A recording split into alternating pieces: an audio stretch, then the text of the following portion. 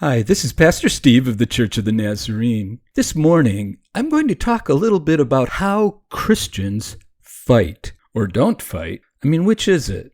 Let's get started. A while back, a close friend of mine came to visit me in 29, and he came to our Sunday service. He's a retired career Marine, a gunnery sergeant with battle experience in Grenada and in Desert Storm. He was a SWAT officer in the sheriff's department when he retired from military service. He's the kind of guy people describe as a man's man. Anyway, that morning, I preached from one of Jesus' sermons, a passage called the Beatitudes. Some of you might recognize it as part of Jesus' most famous sermon in the Bible, which is called the Sermon on the Mount. Now, one line of the Beatitudes really sticks out. It's sort of like a stone in your shoe. It bothers you, and you can't ignore it. That particular line reads like this. Jesus says, "Blessed are the meek, for they will inherit the earth." Now, being meek doesn't sound like a good thing to most folks. Certainly not to my Marine friend. He told me after the service that Marines are not meek. And you know what? I kind of agree with him. I think most of us want our Marines to be tough and smart and aggressive in their role. The last attribute we might think we would want to apply to our nation's defenders is the word meek. The problem with understanding what Jesus meant is that the words blessed and meek and the phrase inherit the earth just don't seem to go together, especially in our personal lives. Did Jesus really mean for warriors to be meek? Well, yes and no. Let's take a look at another Bible passage to get more insight into his meaning. For starters, one of the most famous warriors of the Bible is King David. He is described in the Bible as a man after God's own heart. He is a man that respects God and is rewarded by God. David described himself as a warrior, and more to the point, he firmly believed that God actually made him to be a warrior. Listen to these words from a poem that David wrote called Psalm 18. "With your help, I can advance against a troop. With my God, I can scale a wall. It is God who arms me with strength and keeps my ways secure. He makes my feet like the feet of a deer. He causes me to stand on the heights. He trains my hands for battle. My arms can bend a bow of bronze. Lord, your help has made me great. You provide a broad path for my feet so that my ankles do not give way. I pursued my enemies and overtook them. I crushed them so they could not rise. They fell beneath my feet. You armed me with strength for battle, and I destroyed my foes." Now, none of that sounds very meek, does it? I want to challenge each of you this morning, not only any Marines that are listening, but everyone. Please, Google Psalm 18 sometime today and just read the whole thing right off your phone, because David will say in there that he is a warrior because God made him that way. That he was a successful warrior because he submitted to God and lived rightly. He says that in his experience, God rewards righteous living. His testimony gives us a strong clue about how to read this phrase that Jesus gives us, the stone in our shoe, blessed are the meek. In David's words, he is saying that he is meek before God, and God rewards him for it in his public service. He is not at all meek before the enemy. All of the sayings that Jesus said that day when he gave the Beatitudes and the Sermon on the Mount, including this saying about meekness, are meant to show us how God responds to us when we put God first. Like one of them says that if you're in mourning because you've lost someone and you pray about it, God will hear. God will answer your prayers. Another one says if you are poor in spirit, that means you don't have what it takes to get through what you're going through. Well, pray about it. God will hear. And another one says that if you strongly desire to be a good person in God's eyes, you pray about it, and God will hear. Yet another one says, if you are merciful to others, God will show mercy to you. And if you make peace between others, if you are pure in heart, if you suffer in this world because of your faith in God, then God accepts you as his very own child. Now, do you see how all of those sayings promise that God will reward those who follow him? So when Jesus said meek, I really don't think he was saying everyone here on earth ought to be sheep towards each other all the time. He wasn't talking about our relationships with other people. He was talking about how we act towards God. After all, I just read you the words of David the warrior king, right? He was no sheep, and yet the Bible calls him out as a man after God's own heart. If you humble yourself before God, he can bless you. But watch out. The opposite is true if you are too proud to seek God. He simply waits for you until you finally understand him. In the meantime, you go without the blessing. Look, we can be meek and be a warrior at the same time. You can stand strong and proud before others while being gentle with your spouse and children. You can be strong and self-reliant while humbly seeking God's help and direction on your knees every morning. Just remember, in the end, Jesus says it's the ones who humble themselves before God that will inherit the earth. That is, they will receive what they deserve down here. I want to give you another example, one of having it both ways. There is a story in the Old Testament that illustrates my meaning. It is the story of Naaman, who is commander of the armies of Aram. Aram is the ancient name of part of Syria. They are to the north of Israel and represent the rise of a strong kingdom that vied with Mesopotamia to the east. At the time of this story, raiding parties from Aram had captured some Hebrew slaves, and a young Hebrew girl was taken as a servant to Commander Naaman's wife. Now it turns out that Naaman suffered from leprosy. In the ancient world, that word was used for many different types of skin disease, so we don't know what specific disease it was that afflicted Naaman. But the Hebrew slave girl tells Naaman's wife that there's a prophet in Israel who can cure leprosy. Well, that's some good news, right? But Naaman's people and the Hebrews are more or less at war. So Naaman goes to his king for permission. After all, he is commander of Aram's armies. And the king of Aram gives him a letter of introduction to the king of Israel. The letter explains that he is sending Naaman to be healed. When the king of Israel sees it, he's afraid, because everybody knows that leprosy can't be cured, right?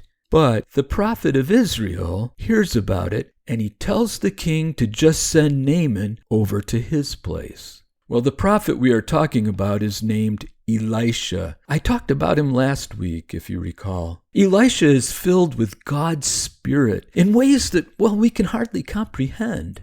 Like he actually raised people from the dead, stuff like that. That young slave girl back in Aram knew about Elisha because he was famous in Israel. So Naaman went down to see him, but unexpectedly, Elisha's servant met him at the door of Elisha's house and did not invite him in. The servant told him that Elisha says to go wash 7 times in the Jordan River. Now this angers Naaman because, well, he's an important man and he expects to be treated like one. Let me read the story from this point on as it is told in the Bible in 2 Kings.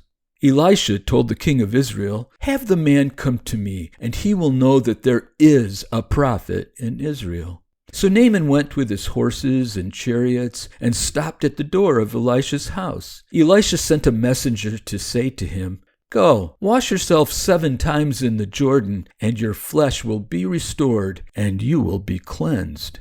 But Naaman went away angry and said, "I thought he would surely come out to me and stand and call on the name of the Lord his God and wave his hand over the spot and cure me of my leprosy. Are not Abana and Parfar rivers, the rivers of Damascus, better than all the waters of Israel? Couldn't I wash in them and be cleansed?" So he turned and went off in a rage. Meanwhile, Naaman's servants went to him and said, "Our father, if the prophet had told you to do some great thing, would you not have done it? How much more then, when he tells you, wash and be cleansed, shouldn't you do it?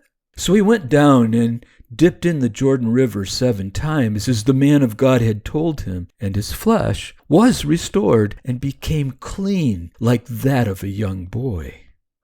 Wow, there's a lot of material in that story. But I want to focus on the warrior Naaman, who came to this situation from outside the kingdom of God. He is proud and expects to be treated special, and he goes away angry when he feels like he was spurned by the prophet. He was told to go wash in a specific place 7 times, and he thinks that is stupid. I can just do that at home. Well, in fact, it does sound kind of crazy, doesn't it?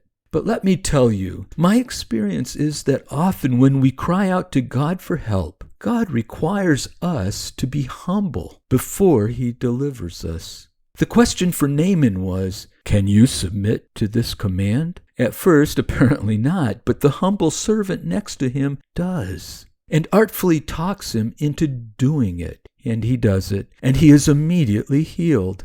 Now, God could have healed him anywhere, right? You see, the River Jordan is not so special. God is just using it to help Naaman to humble himself. It is an act of meekness before God to go step in faith into that river and to do the stupid thing as he is told.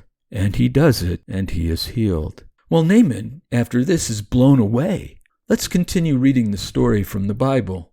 Then Naaman and all his attendants went back to the man of God. He stood before him and said, "Now I know that there is no God in all the world except the God of Israel." Well, there it is. You see how the whole process was designed to bring Naaman to this very moment? He believed. When we humble ourselves before God and he blesses us, then we have experiences that lead us even deeper into faith. Faith that gives us hope for the future. Naaman is still a warrior. In fact, he is still very much an Aramean, and he is still the commander of their armed forces. But he is a changed man, isn't he? As the story continues, Naaman goes back to the prophet to give him a thank you gift, but Elisha refuses because he knows that he hasn't actually done anything in this healing. And this is Elisha's meekness before God.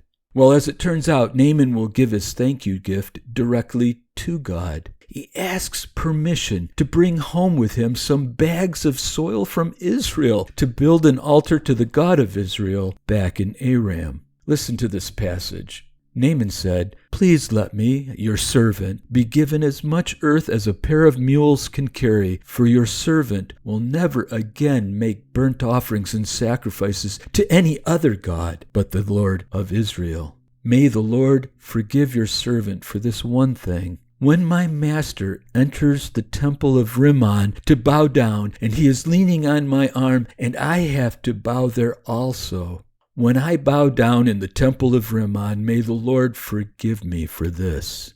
"Go in peace," Elisha said. Now let me explain about the dirt. In ancient times, people thought often that the god of a land was connected to that land. Naaman wanted to bring soil home to connect his altar to the God of Israel because he was determined to serve no other.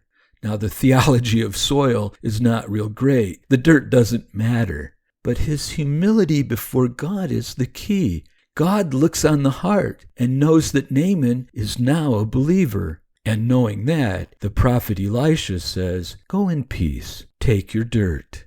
Naaman asks for one more thing. His king, Ben-Hadad, is old and needs help when he goes to the temple. His king worships Rimmon, a Syrian cult god that later years will be identified with Baal. You may have heard of that god. Well, Naaman asks that Elisha pray to the God of Israel so that the true God will understand that he is not kneeling to Rimmon when he helps his king kneel before Rimmon's altar.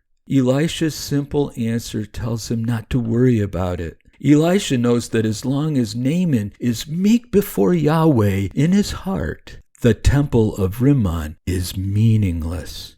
Now there are 2 important ideas here. First, Commander Naaman is strong in this world, but meek before God at the same time. Can you see it? Secondly, strength in this world only goes so far.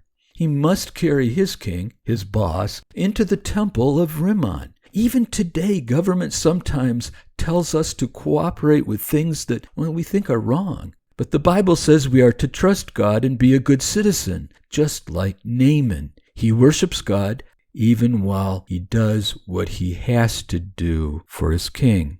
And God took care of business, didn't he? I mean, how big is Baal or Baal religion today? Well, it's not. Or the Aramean Empire? Where's that? Like Naaman, we put our trust in God. I would encourage you to begin to see God this way. He cares about your heart's desire. He will take you to places that push you to trust him, and there he will answer your prayers and meet your needs. Trust him, and he will direct your paths. Remember, the meek shall inherit the earth. Like the group U2 says in the song Mysterious Ways, if you want to kiss the sky, better learn how to kneel. On your knees, boys. And may God bless y'all.